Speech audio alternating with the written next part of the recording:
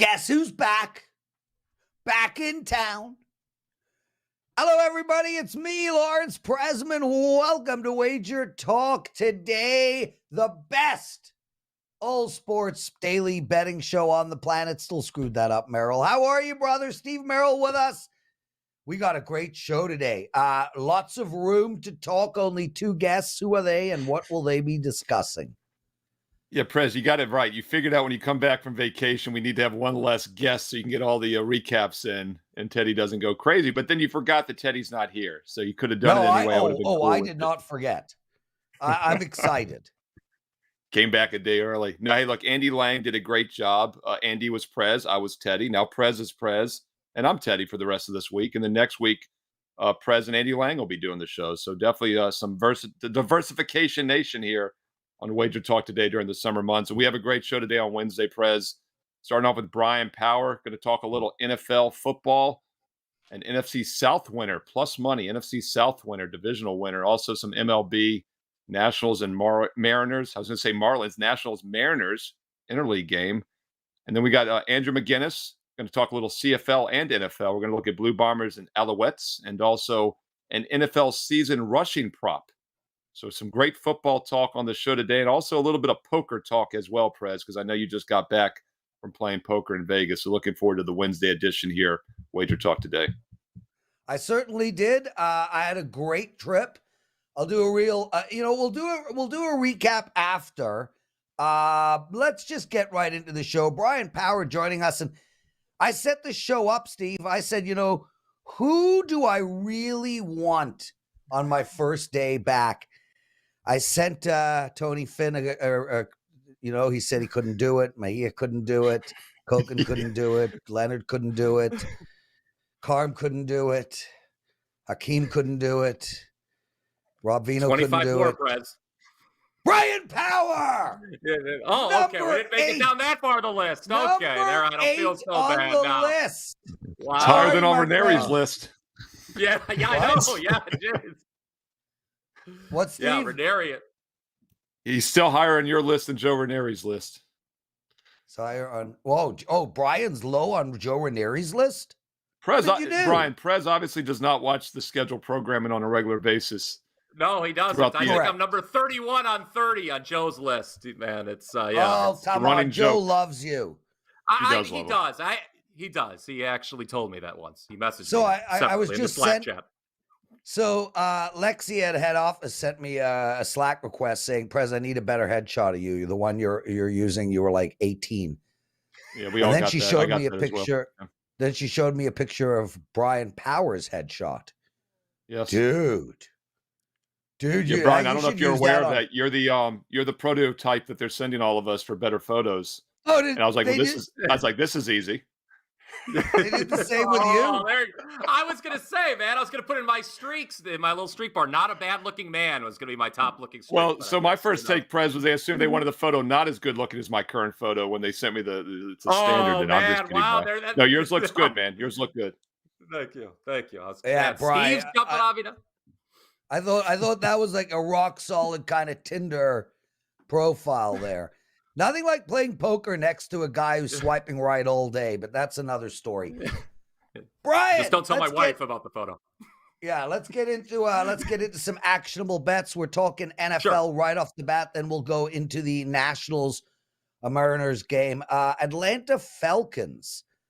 Listen, a young team, a great coach. They had moments last year where they looked like they had turned the corner, and now you think there might be some value on them winning the NFC South. Tell us why. Yeah, I've talked myself into this one. This is definitely something I'm looking to bet. It might be the only divisional future I bet here for the upcoming NFL season. When I look at the NFC South, guys, what I'm seeing is a two-horse race between the Saints and Falcons. The other two teams, the Bucs and Panthers, probably going to lose 10-plus games. A couple weeks ago on this show, I talked about the Bucs, how they're not likely to win many games, though I still do obviously like them in week one plus the points against the Vikings. And then the Panthers, we're talking a first-year starting quarterback. There's some growing pains there. So what I'm going to do here today, I'm going to make the case for the Falcons and against the Saints. I'll start with the case against the Saints, who are technically the division favorite at plus 125. If you go back to the last divisional realignment, 2002, guys, there have been 49 instances of a division favorite being listed at plus money odds, like the Saints are right now. Only 15 of those 49 teams, basically 30%, have gone on to win the division. That trend also applies not just to the Saints this year, but a few other teams, the Bills in the AFC East, the Lions, who I know are a trendy pick in the NFC North, the Bengals in the AFC North. And, I never would root for someone to lose their job, but I wonder how many people out there watching right now are thinking to themselves, is Dennis Allen still the coach of the New Orleans Saints? He is, as a matter of fact. But old Dennis is just 15-38 as an NFL head coach. He was 8-28 with the Raiders, 2012 to 2014. He's never gone over a season win total, and he's never won more than 7 games in any season. Now, I know the Saints bring in Derek Carr to be QB1 this year, but this is key. Derek Carr, his 4 worst statistical seasons as a pro, guys, all under a first, or all when he's under a new play caller. So obviously he's under a new play caller this year, making the move from Oakland. So I don't think Carr is necessarily going to be a panacea for that Saints offense. And when you talk about offense, moving to the Falcons, I really like what they've got on that side of the ball, guys. Ritter's the question mark, but he got some time in last year. You mentioned it, Prez, and I think that's going to help him. But what I really like about this Falcons offense is what I'm going to call the moving chess pieces. Kyle Pitts, Cordero Patterson. You talk about the coach, Arthur Smith, Prez. I really trust what he can do. I think he's going to move around a lot of these pieces. People can poo-poo drafting a running back in the top 10 all they want, but I think Bijan Robinson makes this offense better. The defense was not good for the Falcons last year, but they made a lot of moves in free agency. Some of them coming over from the Saints, including the Falcons' new defensive coordinator comes over from the Saints. So we've poached from a division rival. The Falcons have the best schedule in the division. The way the tiebreakers worked out, guys, they have the last place schedule. So they're the only NFC South team that plays both Arizona and Washington. Special teams were good last year. And double revenge for Atlanta this year against New Orleans. I don't see them getting swept again like they did last year, Prez and Steve, because those 2 games last year to New Orleans decided by a total of 4 points. Atlanta easily could have won both of them. Looking at the odds for the Saints and Falcons to win this division, I don't think there's any denying where the value is. Give me Atlanta to win the NFC South in 2023. Wow. Bryan Power, a little NFL advanced talk there. Don't forget about baseball, though. Number 1 in MLB since last year's playoffs, up over 45.5 units. You've got 2 4% best bets for Wednesday, so check that out at WagerTalk.com. And Bryan, I want to ask you just kind of a basic follow-up about futures in general. We had a BS viewer question a few weeks ago about having a separate bankroll for future bets, something Teddy and I discussed here on the show. And it's not something I necessarily do, but I thought it was an interesting topic. But, the one downside to futures, obviously, is your money being tied up for several months. Even if you play this at kickoff, it's tied up for 4+ months. Right now, it's going to be tied up for 6+ months. Do you recommend waiting a couple months for that reason? Do you think these odds change much? And also, just your take on futures in general and how you approach them since your money is tied up for half a year. So this number has trickled down slightly a little bit, Steve. So I wouldn't wait too long because I think if you want like the best of the number, if you want to get better than 2-to-1 odds, I think by the time week 1 rolls around, we're going to see this number. You're not going to get as good a number. As for having a separate bankroll, no, I don't really do that. I mean, it's something that obviously, that is the drawback. You have to wait. But I mean, I don't think it's a big deal necessarily to have to be patient for a few months. So no, I do not have a separate bankroll when it comes to futures. I don't bet a ton of them. I mean, I guess that might be the key. If you like to, dabble in that market quite a bit, maybe that's something you could do. But Steve, it's an interesting question that, and listen, I'd like to take a shot too. Firstly, I don't bet futures very often, almost never. The only futures you'd find me betting would be series bets, and if that, I think I made 5 in the NHL playoffs, and I use the same bankroll to make those bets. Bryan Power. You want to talk Nationals versus Mariners? We've got Logan Gilbert against Patrick Corbin. This is a 4:10 Eastern game. Seattle, a massive favorite at -250, a total of 8.5 here. Where are we going in this game? Yeah, won't have to wait long to cash on this one. That's the good news here. And you mentioned Patrick Corbin, Prez. a terrible pitcher, and I think we all know that, right? Over the last 3 seasons, you can make the argument he's the worst pitcher in all baseball, 5.89 ERA. No pitcher has allowed more runs or hits during that time, and the only pitcher to allow more home runs over the last 3 seasons is Jordan Lyles, who we all know is having the disastrous season in Kansas City. This year, Corbin, his expected ERA, 6.42. That's the worst of his career. He's bottom 10%, and that's bottom 10% in all of MLB. If you were to have bet against Corbin each of his last 88 starts, just blindly bet against him, you'd be 60-28, including 4-0 the last 4. That includes a terrible outings. Last time out, he gave up 7 runs in 5 innings. But you mentioned the price on this game, Prez, and Corbin, that's the thing about betting against him. The odds makers know all this stuff I just laid out, right? And this is going to be the 4th time in the last 6 starts he's going to close at plus 200 or higher on the money line. So rather than lay the big price, which I never do and would never recommend, let's play Seattle over its team total of 4.5. Yeah. Over the last 7 games, they're averaging 6.1 runs per game. I know that's helped by a couple big games. They scored 23 runs in back-to-back wins over the weekend. But this lineup has a lot of talent for the Mariners, and it's somewhat underperformed. They do have a 373 expected weighted on-base average, but for the record, they averaged 4.5 runs per game this year. So I don't think it's crazy, guys, to expect them to exceed their season-long average against someone who is arguably, inarguably, one of the worst pitchers of the game. And the Nationals bullpen is pretty lousy as well, right? So expecting 5 runs from the home team, even if they don't come up to bat in the bottom of the 9th, which I know is a concern, betting the home team over the team total, I don't think that's a problem here. Seattle puts another crooked number on the board Wednesday afternoon. Yeah, and Brian, they've actually been better against lefties, averaging almost 5 runs a game against left-handed starters versus 4.5. So something else working for you. And by the way, Seattle's home park, not as weak as it's been in years past. 4.5 runs home, 4.5 runs away this year. So it doesn't look like there's been a huge difference. I want to ask you a big picture question here on the way out. We're almost at the halfway point. Next week will be basically 80-plus games for all these teams, which is just halfway through the season. This AL West is wide open. I've asked some other guys this week about it when they've talked about teams from this division. Texas was my play-on team this year. I didn't think they'd be this good, but I'm not surprised that they're good. Currently 5 games ahead of the Angels, now 6 games ahead of the Astros, who fell to 3rd place last night. And Seattle's 9.5 back. Seattle's was kind of a play-on team for some people. When all is said and done, who do you think wins this division? The Rangers. I mean, whenever I look at the standings, Steve, my eyes always gravitate towards scoring differential, no matter what the sport is, before I even look at the one-loss record. And you look at Texas's run differential, it's incredible. I mean, when you have plus a run 152. differential, when you have a run differential that good, you generally win the division. It's far superior to the Astros and the Angels. The Astros aren't hitting right now at all. And I don't know about you, the Angels, I still have a little skepticism. They've been a terrible team to bet on in recent years. I actually do think they're good this year. Obviously they've got Trout and Ohtani, but they're a team that doesn't have a lot of depth. So I'd be shocked if they were to overtake the Rangers. There's some question marks with the Rangers. Can they continue producing with runners in scoring position like they have? No, probably not. The bullpen, similar to the other great team, Tampa Bay, is kind of a weak point. But I see Texas winning the American League West this year, Steve. Bryan Power joining us, everyone. Exclusive handicapper at WagerTalk.com. He likes the Atlanta Falcons plus 215 to win the NFC South. He also likes the Mariners team total over 4.5. Bryan, what do you got to promote?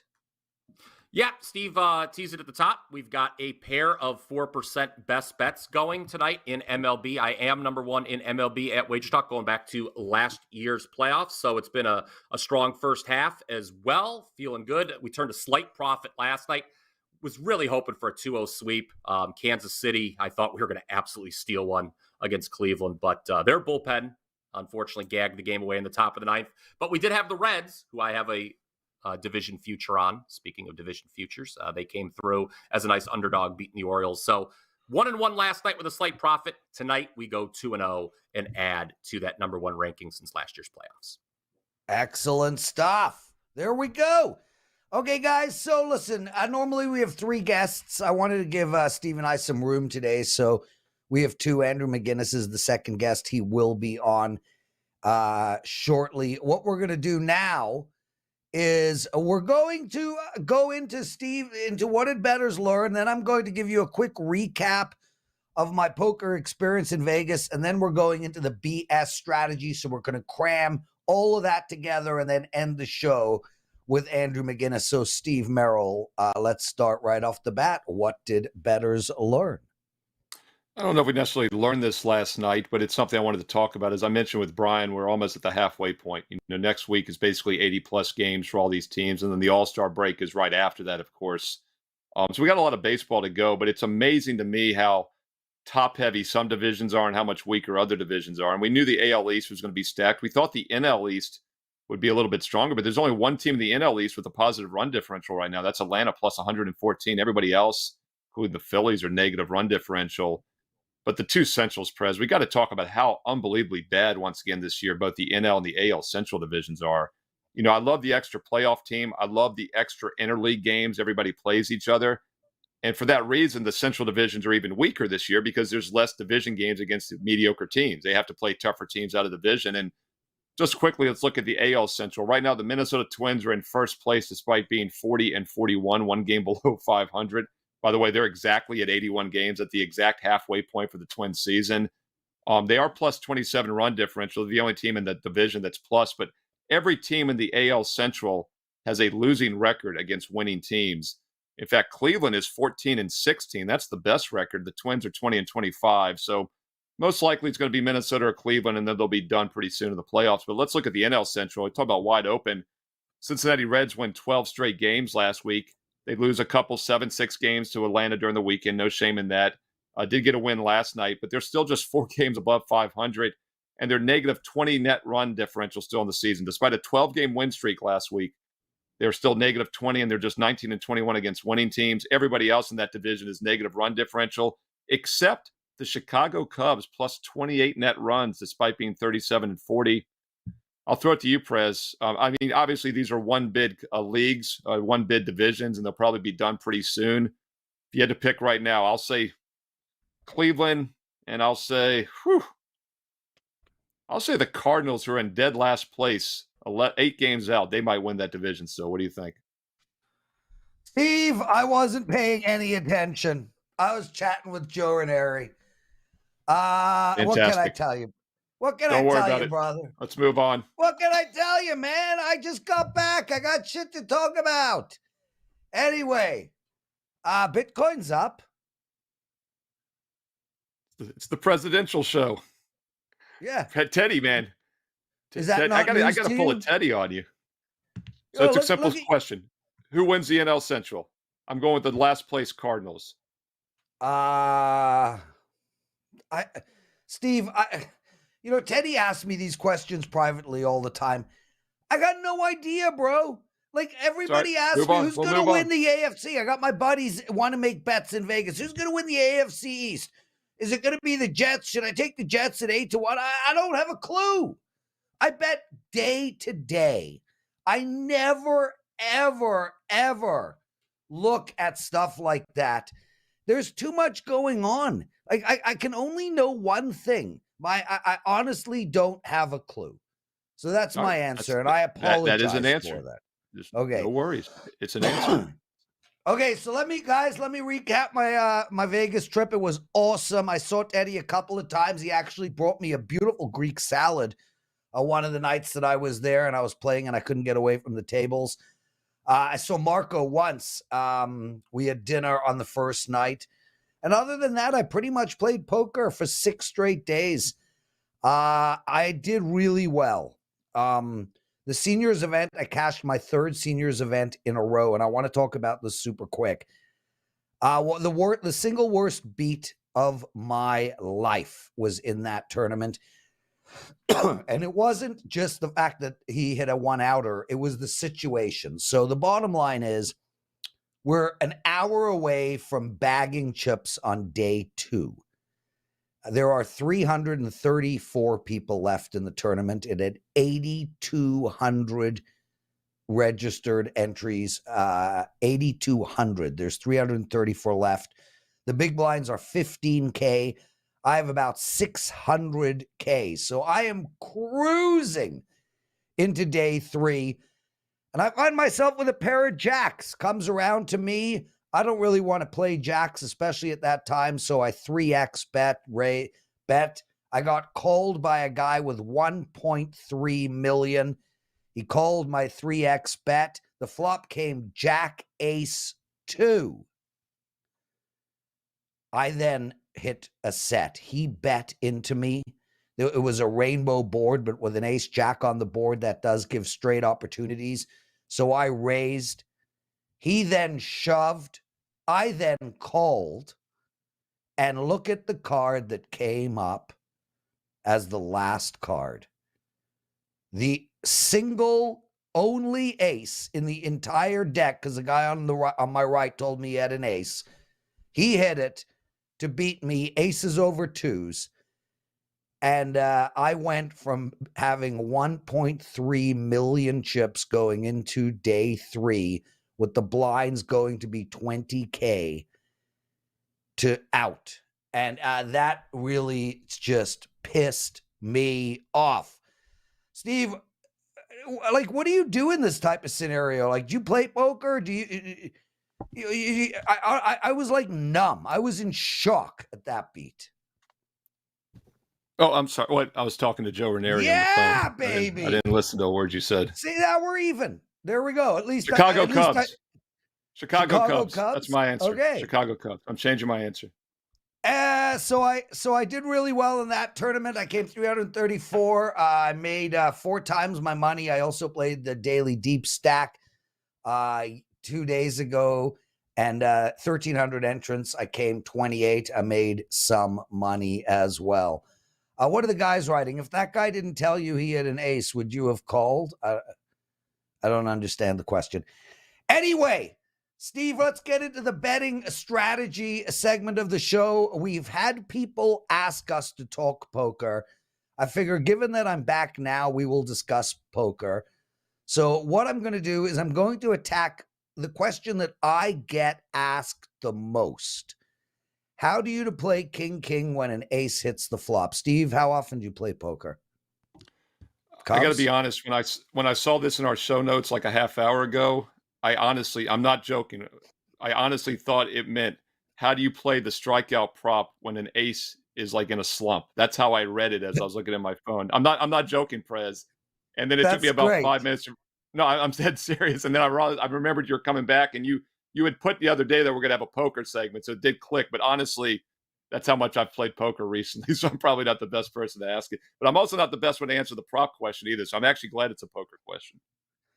So anyway, it's a tough one, though. This is a tough one because when you have king, you've got a high edge normally, and it's a strong starting hand, obviously. But then you see that ace, and as you know, anybody else has an ace, just a single ace high, they're going to beat you at that point. So yeah. So this is my quick thought, Prez, is you either bully the hell out of them, and I think a lot of it has to do with positioning and how many people stay in the flop, probably, right? Yeah. So listen, there's no way to answer any of these type of questions without knowing who your opponent is, what his stack size is, what your stack size is. I mean, if you've got him 4-1, just shove after the flop. But I'm going to answer this question generally, because a lot of people find themselves in this position and they don't know how to play these kings. So this is how I would attack playing kings. And I'm going to talk about this from being in the first seat. So being out of position, you are first to bet. You raise with king, and somebody calls you, and you're against him, heads up, and the flop comes, and it's ace 3-7. And now you don't know what to do. So if you're out of position in this situation, my advice to you is to check. The reason you want to check here is because if you bet, it looks like a continuation bet. If the guy has ace 4, he might call your bet. It's a continuation bet, and it doesn't look scary. But what we know for sure is the guy does not have ace, because he would have raised you pre-flop, and it's at least a 50% chance he does not have ace king, because again, he would have raised you pre-flop. So now you've got to think to yourself that the most likely ace he has is somewhere around ace 10. And if that is the case, you can get him off of that ace. He doesn't have a clue that you have kings. from his perspective, you could have landed a set of aces. So what you want to do is you want to check raise. You want to check the bet. If he checks, check the turn again. That way you're keeping the pot low. You want to keep the pot low here. So if he's going to check all the way, you're going to check all the way. But the second he bets, you want to re-raise him right there. A check raise is a really strong bet, and it will scare any ace 10, ace 9 is going to lay that hand down to a check raise. Now, that's how you got to attack it. So you check the flop, he checks. You check the turn, he checks. You check the river, he checks. Any moment that he makes a bet, whether it's on the flop, on the turn, or on the river, you raise that bet. That way you keep the pot low with not betting two streets, and you demonstrate that you're not scared of that stupid ace. That's how I would attack it. If I'm in position last to bet, I would do the exact same thing. If he checks, I check. If he checks, I check. If he bets, I raise. That's how to attack the ace with a pair of kings. You show your opponent that you're the one with ace king. He has no idea that you have a pair of kings. That's how I would attack playing king against an ace flop. Steve Merrill, let's bring Andrew McInnis in. Andrew, how are you, my friend? Not too bad, guys. How are you guys doing? Good, Looks good. Stronger. He looks stronger, Prez. You know You've what? been It's eating something more? to do. Oh, wait, Steve, is that your segue? We don't He want looks to talk stronger. about Prez's group chats. We don't want to talk about Prez's group No, chats. I just said he Steve. looks like he's been working out. He looks stronger. It's no segue other than it's a compliment. Okay, anyway. Appreciate it. Guys, if you want to ask questions for the betting strategy segment, please put it up in the comment section after the show goes live. If you want to ask a poker question, go ahead. I'll attack anything. Please feel free. Put it up. I have in a the question comment for you, section. Prez. Fitness Andrew, questions go. are allowed also, Andrew. Yeah, I'll ask a question. But so you mentioned that the guy next to you, he told you he had an ace, right? Or did you see you had an ace, or he told you? Is that allowed at the table? Like, can he just? Wouldn't that once mess you're with the other all guy? in. Yeah, once you're Oh, all in. sorry, you were all because in. My bad. Yeah, There's no action. Yeah. Right. Yeah. Right. Okay. So I forgot you were all in. I was like, damn, this guy just told you what he had, because I thought the other player would be kind of pissed about that. No. Yeah, Once table the talk. cards hit the table, people start blah, blah, blah, blah, blah, blah, blah. I mean, it doesn't happen often, but you're sitting with a guy for like 8-9 hours. You become friendly with him. Plus, Right. I am the Prez, Andrew. I am the Prez. So. Oh, of course. He's a friendly Of course, individual. Hey, Prez, let me ask you a poker question real quick on this. I know there's some strategy behind this as well, but whenever you win, everybody folds. Let's say it's like, third or fourth street, everyone folds and you win the pot. Is there ever a time where you show your hand? I mean, I think you can make a case. Absolutely. You want people to know you were bluffing, you weren't bluffing. I mean, what's your strategy with that? I always find that kind of fascinating. That's an awesome question, because the rule out there, the general rule is never show 'Cause your you never cards. do, And right? I Exactly, disagree yeah. with that completely. So Right. I'm a guy that wins. I would say about 70% of the pots I win are stone cold bluffs. So Well, ultimately I bluff a ton. So when I win a pot and I'm not bluffing, I want to show my cards. I want Right. the table to think that every time I make a move, I have cards. So, if I would probably not show my cards after the river, but pre-flop, if somebody raises and I have ace king and I re-raise and they fold, I turn over ace king. I want them to know I have the cards. But Right. that's a great question, and everybody has a different opinion on that. Andrew, I think let's it makes get into sense. some Canadian football betting. Winnipeg Blue Bombers at the Montreal Alouettes plus 5.5. How do we bet this game? Yeah, so looking at this game, Winnipeg has been a leader in the league for many, many years. They've been in the top of the pack, the top dog, covering point spreads constantly, being in the Grey Cup many, many years. But it doesn't mean they're going to cover point spreads every week, guys. And they're off a really tough loss.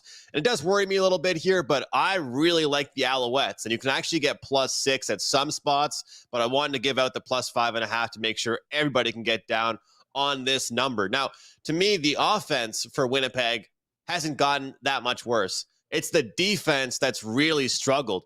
And a lot of it to me has to do with the age. It's an aging defensive group, you know? I don't think they're as aggressive with their pass rush. Their secondary is giving up a ton of points. And no matter who they're playing, they seem to be giving up points. You know, they gave up 30 last week to the Lions, 27 to the Rough Riders, and 31 in week 1 against the Hamilton Tiger Cats, a team that has struggled. So when I look at this Alouettes team, they've impressed me so far. They've got speed. They've got a really talented punt returner, a lot of playmakers, and I really think they can hang around here. And their defense so far looks the best it's looked in many years. That was always a really tough thing for them to get over. You know, you had to score 25, 30 points to win if you're in Montreal to be successful. And, you know, there's so much change in the CFL every year, guys. And one thing I thought was cool was that the new quarterback for Montreal and the new coach, well, they knew each other because the coach for Montreal was the offensive coordinator for Saskatchewan, where Cody Fajardo came from. So there's not much time we had to wait for those two guys to gather that chemistry together between the coach and the player. They already knew each other. So guys, the Blue Bombers, to me, they might win games this year, but they are not going to cover point spreads on a consistent and weekly basis. I'm looking to fade the Bombers. They're off a tough week last week, and I think they can, prove to us again that their defense is just not who they were before. I'll take Montreal getting 5.5 points at home. Yeah, Andrew, it's an interesting scheduling spot, too, because Montreal had their bye in week 2, it looks like. They played one less game, and they won outright as a home dog, but it was a great scheduling spot, but still one less game under their belt this season. I want to ask you a big picture question here on the CFL. What's the biggest difference between this and the NFL as far as handicapping? I know you cover both. My guess would be, 20 years ago, there's probably always been more passing to the CFL. Now the NFL throws all the time, and scoring is higher, so maybe they're more similar than they used to be. But what's one big difference when you're handicapping CFL versus maybe college or pro football in America? You know, I feel like every time I get asked this question, Steve, I answer it differently. I don't know if that's a good thing or a bad thing. Get your answer straight, man. Agree with me. Yeah, exactly. But the one big difference I always tell people is the line movement, right? It's very simple. You're not going to see the same amount of movement in the NFL that you do in the CFL. And I'm sure Prez would agree with me on that one. I mean, you see totals go from 46.5 to 51. When do you see that in the NFL? When do you see a -2.5 favorite go to -5.5, -6? You just do not see that in the NFL. Numbers are way sharper. A half-point move, a 1-point move is a way bigger deal in the NFL than it is really in the CFL. But I would actually say, Steve, my answer today, besides the line movement, would be special teams. There's a lot of punting. You mentioned there being 3 downs, more of a pass-heavy game, but there's a lot of punting, a lot of field goals, and just, it's like a chess match.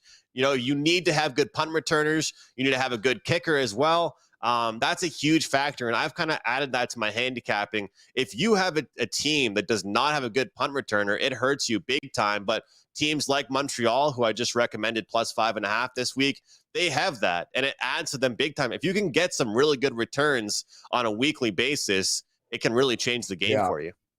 Yeah, and just to add to that, Steve, the other real big difference is there are really no key numbers. Well, there are key numbers in the CFL, but it's not as key as in the NFL. Right. You don't need to worry about, because of the Rouge, you don't need to worry about -3 versus -3.5 or -7.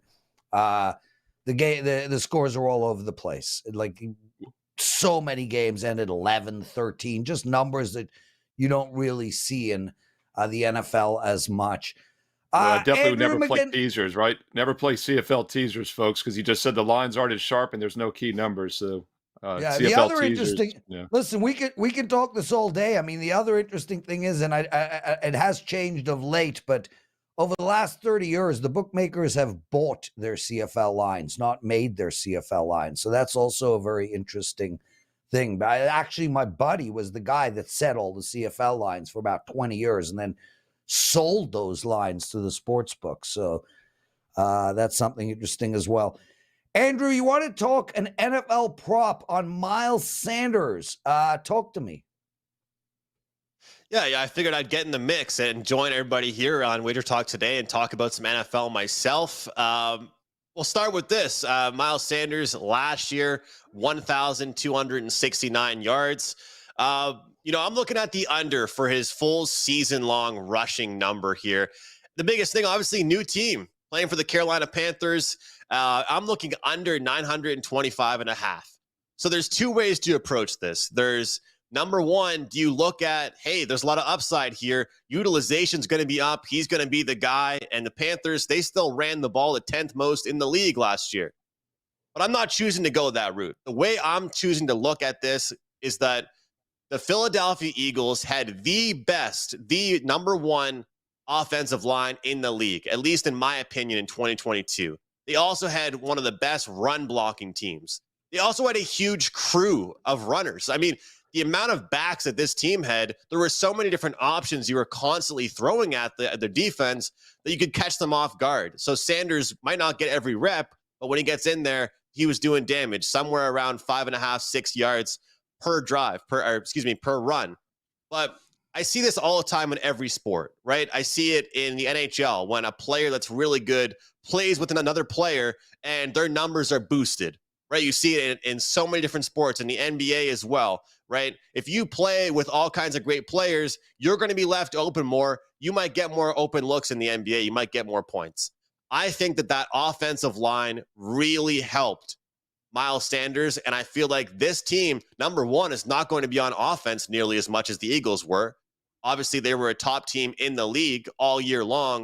A lot of offensive drives, lots of points, lots of opportunities. But I know it's a drastic number. It's a big difference from last year, guys, but I'm only betting unders when I'm betting these season-long props right now, especially before I've seen a lot of training camp stuff, preseason. I'm looking towards the under. There's always injuries that can happen. There's always a shared workload. And even if he does get many opportunities, I just don't think this is the fit for him to be very explosive. I actually think we could see a lot of pass catching from him, a lot of dump offs and see him run more with that. And he wasn't really that much of that kind of player with Philadelphia, but I'll go under. Miles Sanders under 925.5 here, guys. Not the same offensive line he had in Philadelphia. Andrew, it's a Teddy free zone. So instead of attacking you with a contradictory follow-up, I'm actually going to point out a couple things you just said there. I want to emphasize you've got a much weaker team in Carolina, so they probably do throw the ball more when they're behind. So there's less rush attempts right there. So that helps the cause. And like you said, the Eagles a great running attack. Now, the one counter to that obviously would be maybe Carolina doesn't have many options. He gets more carries because he's the featured guy. But I love where you went with unders. And this is something Teddy and I and Prez, we've all talked about this for years. When in doubt, you want to lean towards season win totals under, player props under, because it's kind of priced into how things should play out. And if you get that unfortunate injury, which in football is very likely to happen to numerous guys, it's going to pretty much lock the playoff for you. So, if he plays one game and gets hurt, that under cashes. So it's something to look at. But Andrew, big picture, I asked Bryan Power on futures. How do you approach futures? Your bankroll is going to be tied up here for the next half a year with NFL futures. Is this one you would wait on for a couple months and then play it? And once again, how do you attack futures in general? I don't think you necessarily have a separate bankroll, but, opine on that as well if you'd like. Steve, we've been doing these every single Friday on Prop It Up, the show I do with Andy Lang and Matt Josephs. And it's honestly really just helped with my research overall, how I plan on approaching a player on a week-to-week basis in the player prop market.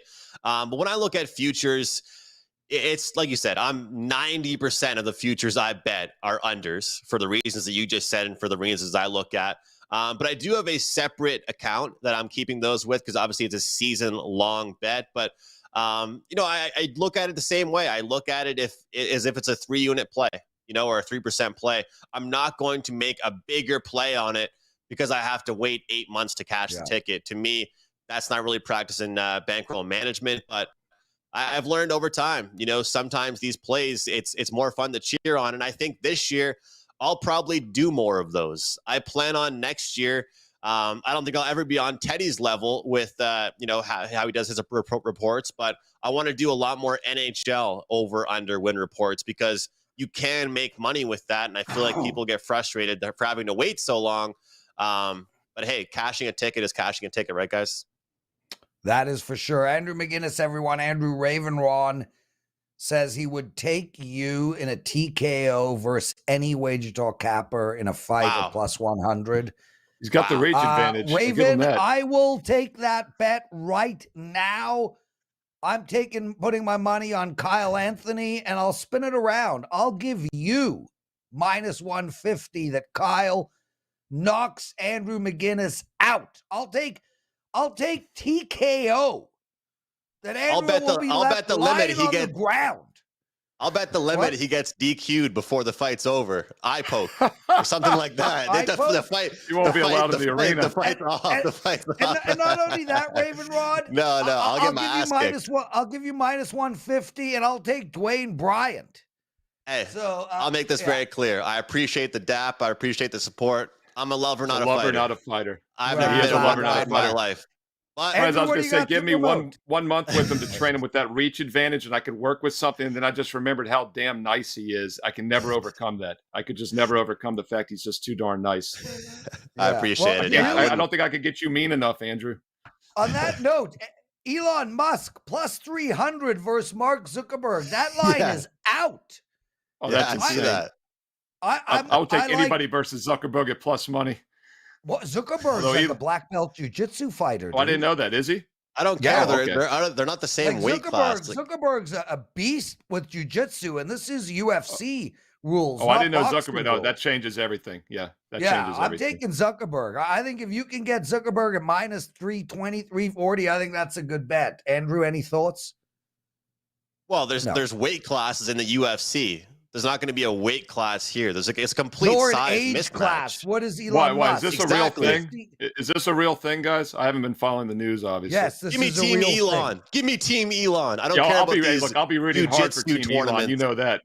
Yeah. But, I didn't know he had a black belt, though. That changes the equation. Yeah. Well, I don't know if he's a black belt, but he is really skilled jiu-jitsu fighter. Andrew, what do you got to promote? Yeah, of course, I've got CFL running. There's a lot of great UFC cards coming up over this next couple of weeks, but the biggest thing I'm trying to promote right now as we head into the second half of the MLB season, MLB 50, MLB 50 takes $50 off a 30-day pass. We always say, how do you get to know someone? How do you get to know how somebody handicaps? I was on a pretty good run, Prez and Steve. I was doing pretty well in the MLB. Team totals were kind of my thing. And I dropped a big play last night. I dropped to 5%. It's a loss. And it's disappointing because, you guys know a lot of people, they bank on those the most. But I want people to join me for the long haul. So use that promo code MLB50. Take $50 off and see what I can do for you over a 30-day scale. Thanks so much, guys. Awesome. What a show. I want to thank everyone for being with us. Raven, Glenn, Craig, Greg, Studio, Chris, Al, Jaron, all of you guys, thanks for being in the chat room and talking it up. If you guys have any questions you want Steve and I or Teddy and I, whoever, to answer, please put it up in the comment section after the show. Don't ask me in the middle of the show. Rakesh, put it up in the comment section. I will answer it. Other than that, I've been rolling in baseball. I'm on a 10-2 totals run, and I got a 4% total play up tonight. Steve, 90% of my bets are 3% plays. So I know everybody gets excited about 5%. People should get excited about my 4% because I barely have those. So I got one of those up tonight. One of my strongest baseball bets in the last couple of weeks. Check that out. My brother, promote all you want. We're done. Take us home, Steve Merrill. Yeah, look, we'll do it again tomorrow. And I've been seeing baseball well. 8-1, 89% run over the past week. I have about one to two plays a day, and I've got a strong MLB steamroller blowout tonight on that 8-1, 89% run. But like Andrew said, get the single play, but more importantly, get a package right now. I've got a promo code as well for a 7-day special on my page, Steve Merrill, WagerTalk.com. And don't forget about those free plays at WagerTalk as well. We'll do it again tomorrow on Thursday and Friday, noon Eastern, 9 a.m. Pacific. Thank you once again to Andrew McInnis and Bryan Power for joining us, and the Prez, who's back in town. Like, subscribe, and comment below. Leave your questions, and we will answer them here on the show. Best of luck tonight. We'll talk to you again tomorrow on Thursday.